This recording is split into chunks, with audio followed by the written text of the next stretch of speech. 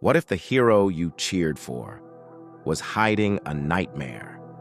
What if a legend's final act was so shocking, the sport itself would never recover?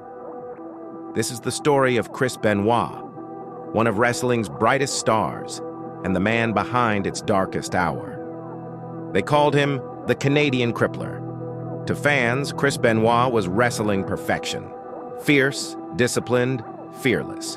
But beyond the roar of the crowd, something inside Benoit was quietly, dangerously unraveling. Chris Benoit's journey began in Montreal. As a child, he was obsessed with wrestling, building his body into a machine, sacrificing everything for the dream. By his 20s, he fought around the world: Japan, Mexico, America, championship gold in every arena. Inside the ring, he was relentless. He broke bones, sometimes his own, just for a better show. Fans adored his intensity. Colleagues respected and feared his work ethic. In 2004, the ultimate moment, WrestleMania 20, World Heavyweight Champion, tears streaming, confetti falling. He had made it. He was the best, or so it seemed. But glory has a price. Years of punishment took their toll. Dozens of concussions, chronic pain, silent, invisible damage haunted him. The business demanded sacrifice, endless travel, painkillers, steroids. The line between the character and the man began to blur. At home, the cracks deepened. Chris's marriage to Nancy, herself a wrestling icon, was turbulent. Arguments, legal troubles, restraining orders. Benoit was haunted by the death of his closest friend, Eddie Guerrero, a loss he never truly accepted. He became isolated, withdrawn. Friends noticed dark changes, but the wrestling machine rolled on. June 22, 2007. Chris Benoit misses a live WWE event, unthinkable for a man who never missed a show. Colleagues call, text, worry, no answer. What happened next shocked the world. Over a single shattering weekend, Chris Benoit killed his wife, his young son Daniel, and then himself in their quiet suburban home. 3 lives ended in unspeakable violence. The wrestling world was paralyzed. Fans were speechless. Headlines screamed.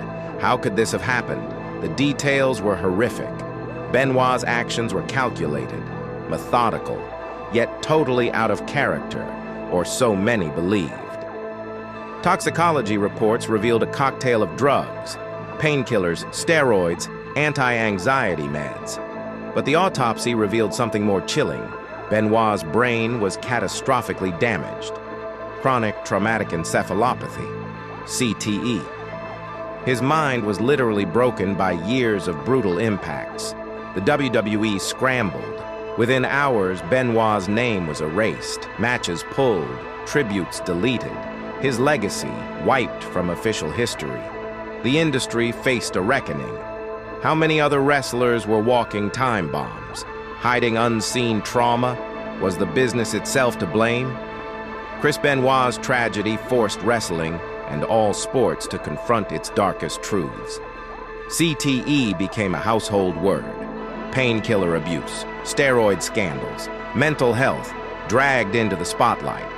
No one wanted to believe a hero could fall so far, but denial was no longer an option. Benoit's name is spoken only in hushed tones, if at all. His matches, once celebrated, are now footnotes, reminders of what the human mind can endure and what it can destroy. Families shattered, fans betrayed, a business forever changed.